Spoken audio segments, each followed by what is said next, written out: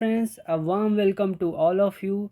Uh, Today is 3rd January 2022. So we are here to just read the Hindu editorial. So this editorial is all about the GST rates on textiles. So the headlines is that patchwork policy on GST rates on textiles. The temporary rollback of tax hikes on textile is a harbinger of challenges before GST regime. तो harbinger मतलब होता है अपशगुन, जो बुरा एक अपशगुन क्या बोल सकते हैं इसको, बोल सकते हैं कि एक पहले से अनुभव हो जाए कि हाँ ये कुछ बुरा होने वाला है. तो that's the thing. Okay, so start, just read it and with me. Okay. On New Year's Eve, एक 1 सेकेंड. हाँ. The New Year's Eve, 9 hours before a new GST rate of 12% was to kick in for ready-made garments and fabrics. Finance Minister Nirmala Sitharaman announced that the plan is off and the existing 5% rate will continue into 2022, or at least its first quarter. Okay. The decision was made at an emergency meeting of the GST Council, which had approved the higher tax on the textiles at its last meeting in September 2021 to correct the anomaly of an inverted duty structure. While the GST rate on man-made fiber is 18% and yarn-made from the same is taxed at 12%, the rate on the final fabrics was 5%, ostensibly creating a headache for textile producers, with the council had sought to alleviate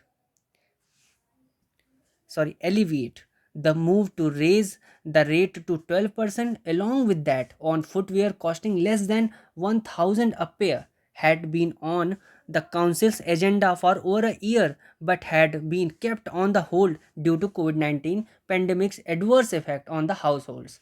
Explaining the rethink to hold off that rate hikes that were to become effective January 1, the finance minister indicated that the original decision was arrived at after several parleys that explored, among other things, the likely impact on consumers. Yet, a letter from the Gujarat finance minister she had received on December 29, along with representations from industry, prompted a review. Okay, so we are going to the second paragraph. Okay. Although the rate hike was aimed at helping producers get easier credit for taxes paid on inputs, that is not how it was seen by several players in an industry that was historically been one of India's largest employment creators and contributors around 2% to the overall economy. Last month, many lathas in the textile industry were left idling for a day in what may be the first ever strike that has not been triggered by the industrial unrest in the sector that last witnessed debilitating strikes from labor unions in the 1980. डिबिलिटिंग का मतलब होता है किसी को मजबूर करना, weekend करना. Okay. Strikes for labor unions in the 1980s that protest along with some states massive to the center, warning of significant factory closures and job losses, had failed to move the needle, and the industry had resigned itself to the new rates. Perhaps it was fortuitous that most states' finance ministers who are member of the council were already expected to in the capital for a consultants for union budget for 2022-2023. A ministerial group already tasked with the rationalizing inverted date structure across products and reviewing the multiple rate slabs of the GST regime, has now been assigned the additional task to suggest an appropriate structure for textile products. It has 2 more months to finalize its report.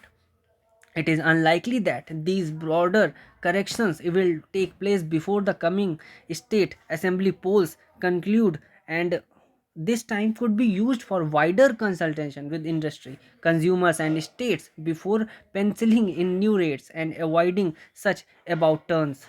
The course correction need to be navigated more deftly with greater purpose if India hopes to revive private investments. So the tone of this very suggestive and very critical maybe sometimes. Okay, we are signing out. Thank you.